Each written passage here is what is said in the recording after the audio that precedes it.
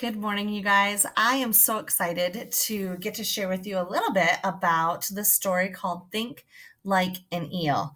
You're going to listen to a read aloud when you click on the link here, or in Google Classroom, you'll find that link. What I want to talk about today is the idea of using narrative nonfiction. So we know that nonfiction is a true story. It means that it is actually happening in real life. It's a real life story.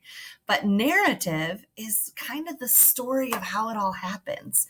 And so I think when we see these narrative nonfiction stories, they help to kind of give us more than just here's the facts.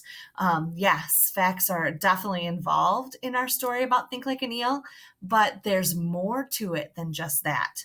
So today, our goal when we are listening to the story is that we want to notice literary language of narrative nonfiction. Whew. So literary language is the words that we use, right? Literary is the books, and narrative is the story itself, and we know what nonfiction means. So to do this, to notice these things, we know that the author will use language that sounds like a story. Okay, so I want you to think about what language did you notice that the author used that sounded like the story? If you haven't listened to the story yet, pause the video here and listen to the story, and then come back and we'll talk about some of the examples of the language that you might have seen. Okay, all right. So the language that you may have seen would have been language that compares things. For instance, when he says, the seagull beaks snap like scissors, they're snapping at those eel as they are swimming, right? So he's comparing that the beak is very similar to the scissors. I bet there were other things that you noticed that he compared in there, right? Where he compared how they were alike. So look for that word like, all right, when you go back and reread or re-listen to the story. We can think about language that creates a picture in our mind. Okay, so one of them that I saw was there's a warm, weedy sea to the south of Bermuda.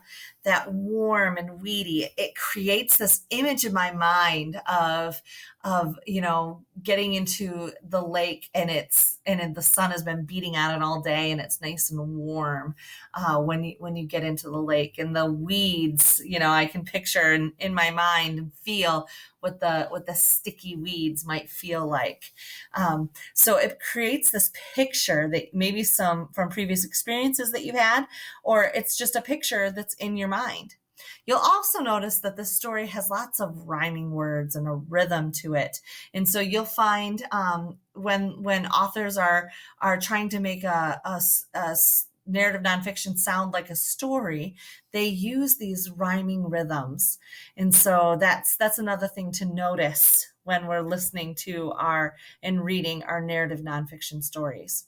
So your goal today is to go back and try to find another example from our story, another example that you might be able to connect to or relate with.